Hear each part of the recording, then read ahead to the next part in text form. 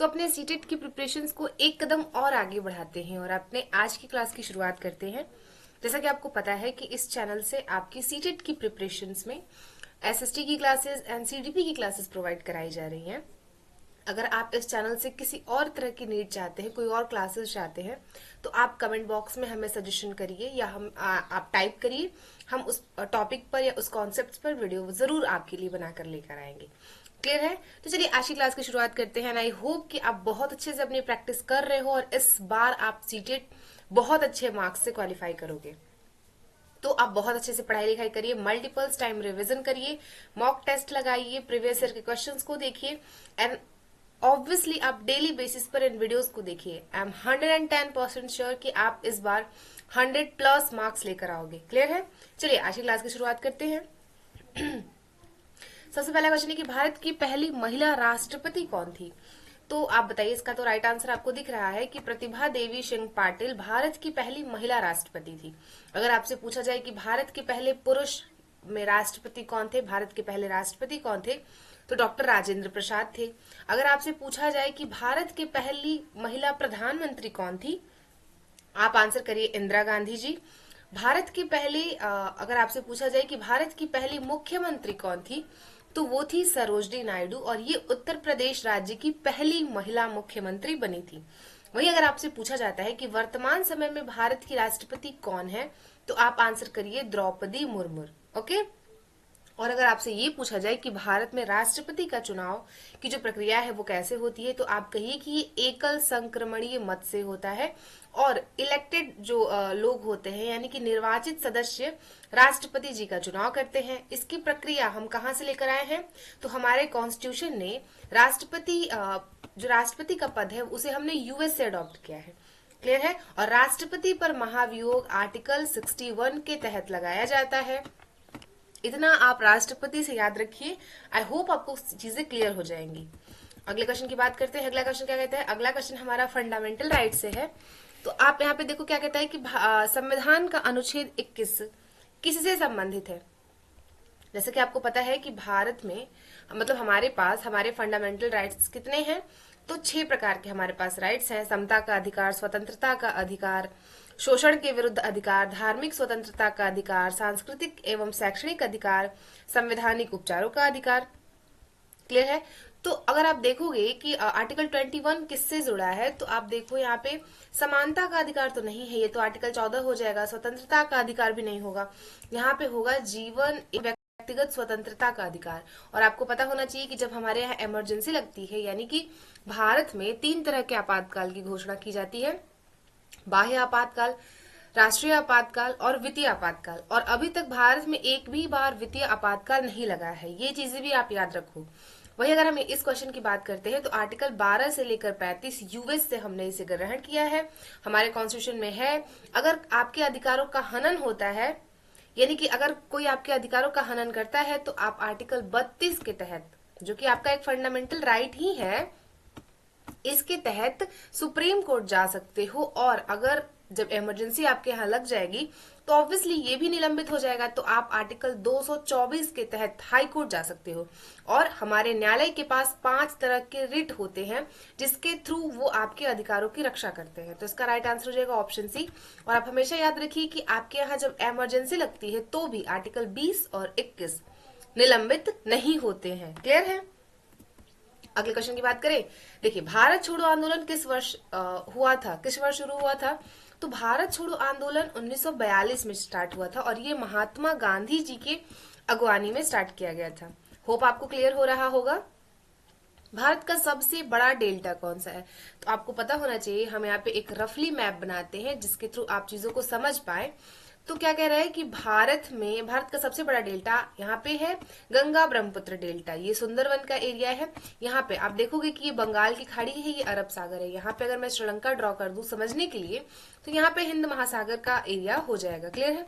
अब यहाँ पे देखिए आप कि यहाँ से तिब्बत के पठारों से, ग्लेशियर्स से एक नदी आ रही है जो अरुणाचल प्रदेश में नामचा बरवा के पास मुड़ के असम में प्रवेश कर रही है, और इसी का नाम ब्रह्मपुत्रा कह लीजिए, सांगपो कह लीजिए, दिहांग कह लीजिए, जमुना कह लीजिए, ये सारे के सारे सारे नाम जो है वो ब्रह्मपुत्रा नदी के ही है। और जब ब्रह्मपुत्रा असम से नीचे आती है और यहाँ से जब गंगा नदी उत्तर प्रदेश, बिहार, वही झारखंड, पश्चिम बंगाल से आकर के यहाँ एक गंगा की एक धारा यहाँ पे हुगली के नाम से पश्चिम बंगाल में चली गई, वही एक धारा जो है वो पद्मा के नाम से, ये जो यहाँ से जमुना आ रही है इसमें मिल जाती है और मेघना बन जाती है।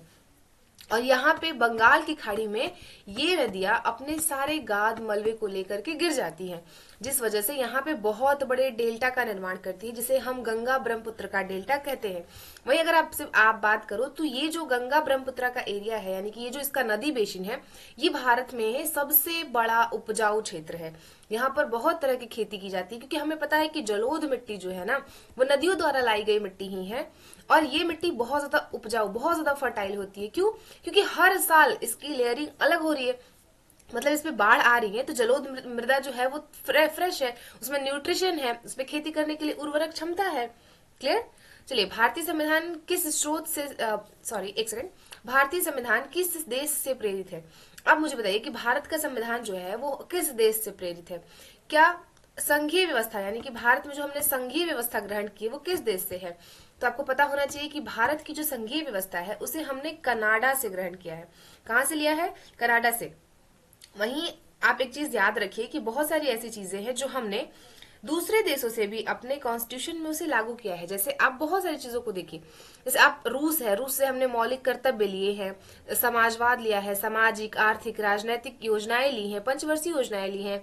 फ्रांस से हमने गणतंत्र व्यवस्था जो हमारे यहाँ है वो लिया है, वही जीएसटी का प्रावधान लिया है। अगर आप देखो तो दक्षिण अफ्रीका से हमने संविधान संशोधन की प्रक्रिया ली है। जर्मनी से हमने आपातकालीन जो होता है वो ले लिए हैं, वो चीजें ग्रहण की है। वहीं अगर आप देखो तो कनाडा से हमने संघीय व्यवस्था तो अडॉप्ट की ही है। वही अवशिष्ट शक्तियां, राज्यपाल का पद, ये सारी की सारी चीजें हैं। वही आयरलैंड से बहुत बार पूछा जाता है, जैसे आप देखो कि वहां से हमने अपने डीपीएसपी यानी कि अपने नीति निर्देशक सिद्धांत ले लिए हैं। राष्ट्रपति के निर्वाचन की जो रीति है ना वो ले लिया है। राज्यसभा में 12 सदस्य जो मनोनीत होंगे वो प्रक्रिया भी हमने आयरलैंड से ली है।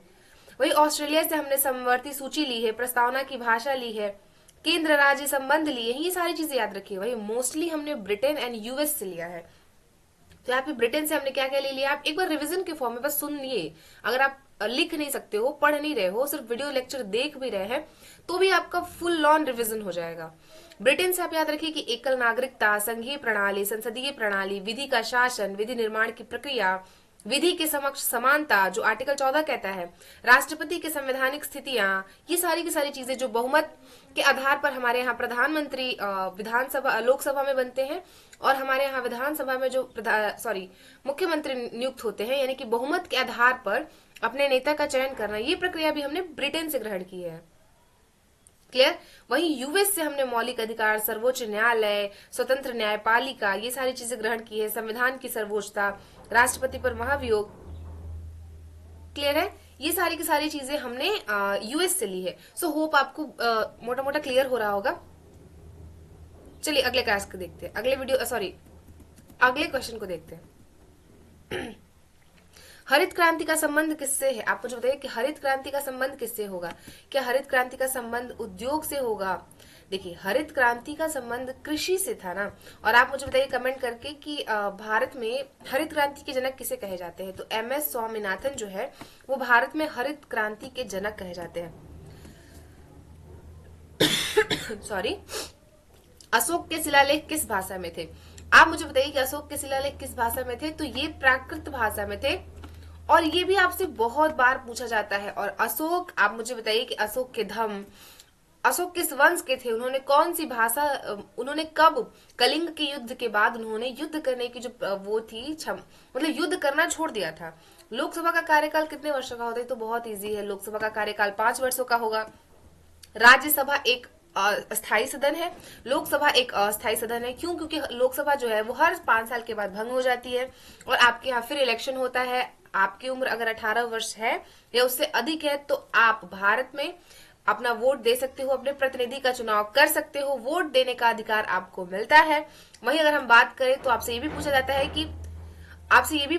है कि कौन सा आर्टिकल किस आर्टिकल के तहत यानी कि किस अनुच्छेद के तहत हमारे यहाँ वोट देने की जो उम्र सीमा थी उसे घटाया गया। जी हाँ, आप सही सुन रहे हो, उन्हें घटाया गया था। तो वो था 61वां संविधान संशोधन 1999 में, 98 में हुआ था, 99 में लागू कर दिया गया था, जिसके तहत पहले 21 वर्ष हुआ करती थी उम्र, अब उसे घटा करके 18 वर्ष कर दिया गया था। भारत में सबसे ऊंचा जलप्रपात कौन सा है? तो यहाँ पे आप देख रहे हो कूचिकल है। आप मीठे पानी की झील, खारे पानी की झील, ये सारी चीजें याद करके जाइएगा, एक बार रिवीजन जरूर कर लीजिएगा। नीति आयोग की स्थापना कब हुई थी? अब इससे इजी क्या ही आएगा, नीति आयोग की स्थापना कब हुई थी? अगले क्वेश्चन की बात करते हैं। अगला है इनकलाब जिंदाबाद का नारा किसने दिया है? तो आप मुझे बताइए कौन है इनकलाब जिंदाबाद का नारा देने वाला? वो थे हमारे भगत सिंह। क्लियर? अगले क्वेश्चन की बात करते हैं। अगला क्वेश्चन हमारा क्या कहता है कि भारत का सबसे छोटा राज्य क्षेत्रफल के अनुसार कौन सा है? तो आप बताइए कि सबसे बड़ा कौन सा है? क्षेत्रफल के अनुसार सबसे छोटा हो जाएगा गोवा, सबसे बड़ा हो जाएगा राजस्थान। वही जनसंख्या की दृष्टि से सबसे बड़ा राज्य है उत्तर प्रदेश, और अगर जनसंख्या की दृष्टि से देखा जाए तो सबसे छोटा राज्य आप गोवा को कह सकते हो। क्लियर? त्रिपुरा, मिजोरम, सिक्किम, ये तो आप स्टेट देख ही रहे हो। संविधान सभा की प्रारूप समिति के अध्यक्ष कौन थे? तो संविधान सभा के प्रारूप समिति के अध्यक्ष कौन हो सकते हैं? जवाहरलाल नेहरू है, राजेंद्र प्रसाद है, भीमराव अंबेडकर जी हैं, या फिर सरदार पटेल है। तो आपको पता है कि प्रारूप समिति यानी कि ड्राफ्टिंग कमेटी के अध्यक्ष भीमराव अंबेडकर जी थे। संघ शक्ति समिति जो थी उसके अध्यक्ष जवाहरलाल नेहरू जी थे। वही प्रांतीय संविधान समिति के सदस्य सरदार वल्लभ भाई पटेल जी थे। मौलिक अधिकारों एवं अल्पसंख्यकों के से संबंधित जो है इसका जो विभाग था वो सरदार वल्लभ भाई पटेल जी संभालते थे। वहीं आपसे झंडा समिति पूछा जाता है तो याद रखिए झंडा समिति राजेंद्र प्रसाद इसको संभालते थे, यानी कि उसके अध्यक्ष राजेंद्र प्रसाद जी थे। मूल अधिकार एवं उनकी जो उप समितियां थे ना, इनके अध्यक्ष जेपी कृपलानी जी थे। क्लियर? ओके, अगला देखिए। में सबसे अधिक जनसंख्या वाला राज्य, तो ये तो मैंने पहले ही बता दिया, आप टिक कर लीजिए, उत्तर प्रदेश है। नील दर्पण किस आंदोलन से संबंधित है? ये क्वेश्चन भी बहुत बार पूछा जाता है। तो नील दर्पण क्या है? ये सन्यासी आंदोलन से संबंधित है। और नील दर्पण एक सेकंड, एक सेकंड। नील दर्पण नील विद्रोह से है। क्लियर है?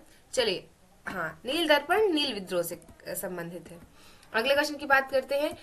मॉनसून का आगमन भारत में सबसे पहले कहाँ होता है? आप बताइए कहाँ होता है? तो सबसे पहले मॉनसून का आगमन जो है वो केरल में होता है। सबसे पहले जून महीने में 2 जून को या 3 जून को केरल के तट से आकर के मॉनसून यहाँ पे टकराती है, और उसके बाद भारत के अन्य राज्यों में वर्षा होती है। तो इसका राइट आंसर हो जाएगा केरल।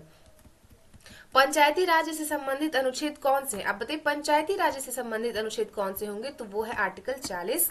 वही अगर आपसे पूछे अगर क्वेश्चन कि भारत का राष्ट्रीय पशु कौन सा है, तो ये तो बहुत इजी हो गया। अब ये तो कोई गलत नहीं करेगा। राष्ट्रीय पशु क्या है, राष्ट्रीय पक्षी क्या है, राष्ट्रीय जो भी है आप याद रखिए। बिहार से भी रिलेटेड आपको याद होना चाहिए। अगर आप बिहार राज्य से हो, यूपी से हो, तो आप यूपी से रिलेटेड याद रखिए। डिस्कवरी ऑफ इंडिया किसकी पुस्तक है? डिस्कवरी ऑफ इंडिया किसकी पुस्तक है? तो ये है Jawaharlal Nehru. Discovery of India Bharat के पहले प्रधानमंत्री जी की लिखी हुई पुस्तक है। भारत में सबसे अधिक चाय उत्पादन किस राज्य में होता है? तो वो है असम। सबसे अधिक चाय उत्पादन असम में होता है। भारतीय राष्ट्रीय कांग्रेस की स्थापना कब हुई थी? 1885 में A.O. ह्यूम के द्वारा भारत में भारतीय राष्ट्रीय कांग्रेस की स्थापना की गई थी। भारत का सबसे लंबा राष्ट्रीय राजमार्ग कौन सा है? तो ये है NH-44। भारत का सबसे लंबा राष्ट्रीय राजमार्ग है। मौलिक कर्तव्यों की संख्या कितनी है? तो मौलिक कर्तव्यों की संख्या है, पहले 10 थी, अब एक संशोधन 86वें संविधान संशोधन के तहत 11वां कर्तव्य जोड़ा गया है। सबसे प्राचीन वेद कौन से हैं? तो सबसे प्राचीन वेद तो हमारा ऋग्वेद है। वेद कितने हैं? यजुर्वेद, ऋग्वेद, सामवेद और अथर्ववेद। भारत की पहली महिला राज्यपाल कौन थी? तो मैंने आपको पहले ही बताया है कि सुचिता कृपलानी जो है वो सुचिता कृपलानी नहीं, सरोजनी नायडू। हाँ, ये भारत की पहली महिला राज्यपाल थी और ये उत्तर प्रदेश राज्य की राज्यपाल होती है। भारत का राष्ट्रीय खेल हॉकी है। आप इसे भी याद रखिए। कुछ इजी क्वेश्चंस है, कुछ हार्ड क्वेश्चंस है। भूकंप मापने का यंत्र क्या है? तो ये बैरोमीटर है। भूकंप किससे मापा जाएगा? एक सेकंड। भूकंप की तीव्रता इससे मापी जाएगी। सिस्मोग्राफ है। हाँ, सिस्मोग्राफ है जो भूकंप मापने का यंत्र है। क्लियर? भारत का सबसे बड़ा बंदरगाह कौन सा है? तो सबसे बड़ा बंदरगाह तो यहाँ पे मुंबई हो जाएगा। मुंबई है सबसे बड़ा, भारत में सबसे बड़ा, एक सेकेंड, भारत में सबसे बड़ा बंदरगाह जो है वो मुंबई है। वही जय जवान जय किसान का नारा किसने दिया था? तो जय जवान जय किसान का नारा जो है वो लाल बहादुर शास्त्री जी लगाते हैं। क्लियर? इसी के साथ अगला क्वेश्चन क्या है कि भारत का संविधान कब लागू हुआ था? तो ये तो बहुत इजी है कि भारत का जो संविधान है वो 26 जनवरी 1950 को लागू हो गया था। इसी के साथ आज की क्लास में हमने लगभग 30 क्वेश्चंस को सॉल्व किए। एंड आप एक बार अगर हो सके तो आप इस चैनल पर भी एनसीईआरटी के वीडियोस अवेलेबल है क्लासेस की, लाइन बाय लाइन मैंने आपको एनसीईआरटी कराया है। एंड आप बहुत जल्द देखोगे कि मैं आपको एनसीईआरटी की एमसीक्यूज जो उसके टॉपिक से या फिर जो बॉक्सेस बने होते हैं ना उससे जो टॉप क्वेश्चंस निकल के आएंगे उससे रिलेटेड भी सारे के सारे टॉपिक कंप्लीट करा दूंगी। तो आप इस चैनल को सब्सक्राइब कर लीजिए, क्योंकि अगर आप सीटेट की प्रिपरेशन कर रहे हैं फिर भी, और अगर आप उसके बाद टीआरई देने वाले हैं, DSSS भी देने वाले हैं, तो भी ये चैनल आपको बहुत ज्यादा हेल्प करेगा। सो मिलेंगे आपसे कल के वीडियो में, तब तक के लिए थैंक यू सो मच। पढ़ते रहिए, स्वस्थ रहिए और मस्त रहिए। जय हिंद।